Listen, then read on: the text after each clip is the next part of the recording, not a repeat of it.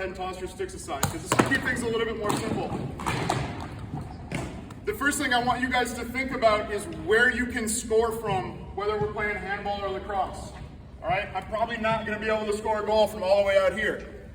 But as I get closer to the cage, yeah, I'll take my chances from right about here. And it's similar in lacrosse. In lacrosse, with a stick in your hands, it's going to be about 12 to 15 yards away from the net is where we get the green light to shoot. Same thing with our angle.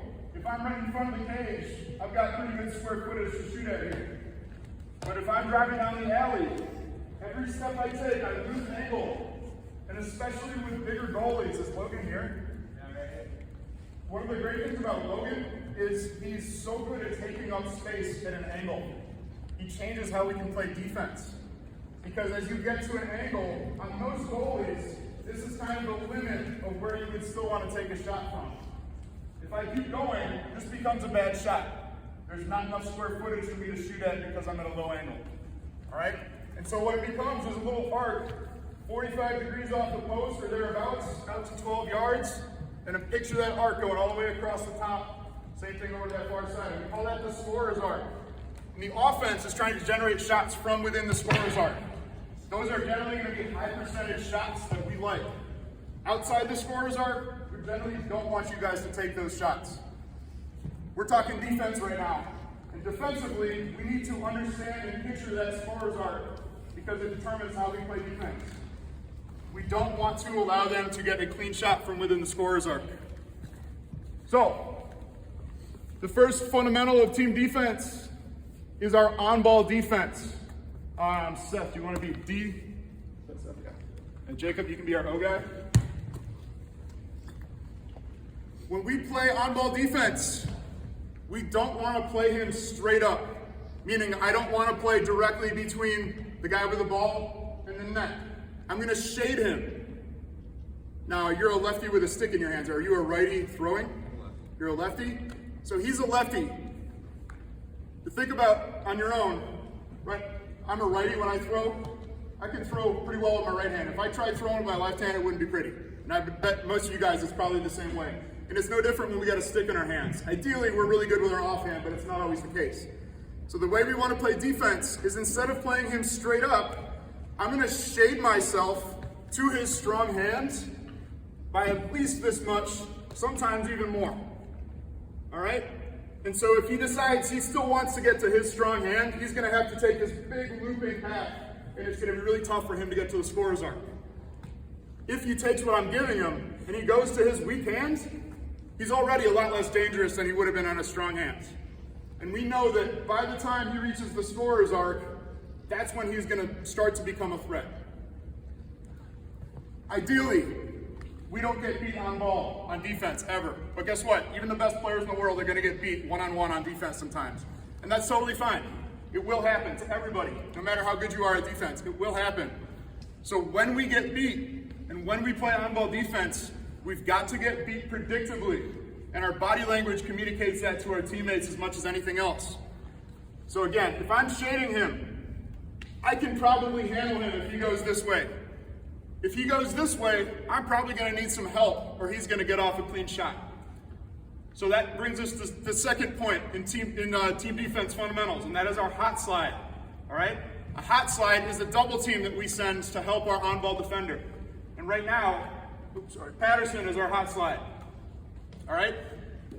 If I were playing him straight up, Patterson doesn't know which way he's going to have to slide to help. It might be to the right, it might be to the left. By positioning myself correctly on ball, I'm telling Patterson, hey, if you need to help, it's going to be to this side, and that allows him to cheat over and steal real estate. You guys see how he's about a step and a half closer to where he's going to need to get to? That helps him out immensely.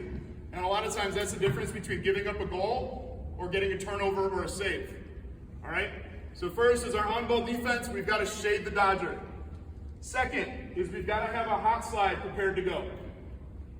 Now let's play this out a little bit. Let's say Jacob takes his right. We get a hot slide. What's the problem with this picture right now?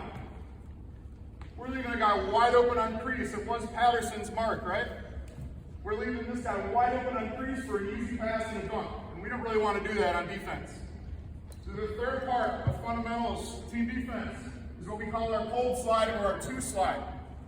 And in this scenario, that's going to be Tyler Wall, and he's going to come all the way to the crease, and he's going to help to temporarily cover this guy, and he's going to tell Eric Patterson, hey, I'm in, you can go, you can go. That tells Eric he's freed up to slide and help the ball if he needs to. Okay? So back it up for me. And let's walk through this. All right, the ball's spinning around, the ball gets up top. This guy looks like he's about to dodge. I shade him, we've got our hot slide ready, and our two slide is gonna start to come into crease, and he's gonna communicate to Eric. Dodge occurs, we get a hot slide, we don't give up anything easy on crease. Now the fourth part of team defense fundamentals is the recovery. Right now we've got a double team, but most of the time this guy's gonna be able to bounce out and move the ball to an open guy. And in this scenario, Jesse, why don't you bump over ball side for us? I know it's a little different than you're getting in. All right? And if Jacob moves that ball on to Jesse, we got to figure out how we're going to play this now. Because a lot of times, if we haven't communicated this beforehand, both Eric and I are going to go rushing down to the ball carrier, and then we're leaving him open. So it's got to be a coordinated thing. And the way that we're almost always going to do this, again, it's got to be verbally communicated. But the way this is almost always going to work is when the hot slide arrives to the Dodger, he's saying, mine, and he's going to take him as his markup now. That frees me up to the recovery. The first place we're always going to recover to is to the crease. All right, so I'm going to peel off. Eric now has the Dodger. I'm peeling off to the crease. And Tyler now just has to communicate with me how we're going to play this. He can have me take the crease guy, or he can point me to where he wants me to go to mark up. So in this case, Tyler's going to bump over and take Jesse. I'm going to recover a crease. And now we're matched up 3-on-3 again, and we stop the dodging sequence. Does that make sense to everybody? All right, let's walk through that at about 75% speed set. All right, ball spins around, ball gets up top, we shade. We get a hot slide, we get a two slide, he moves the ball, and we've got a recovery. Does everybody see how that works? Now this is simple when we're 3-on-3. When we are playing 6-on-6, as we usually would in a lacrosse game, it'll be a little bit more complicated. And when we get outdoors, we'll talk through all the details about how we want to play this and where we want to slide from. But for now, this is all we need you guys to understand. This is team defense in a nutshell. This is basically everything we're going to do this year. All right? Questions before we move on from this? I wanted to talk about this now while we're indoors and warm instead of waiting until we get outdoors and you guys are freezing cold. All right? I didn't want to slow you guys down for 10 or 15 minutes to talk through this when you guys are going to be chilly. So, good? All right, let's get after it. Let's start out.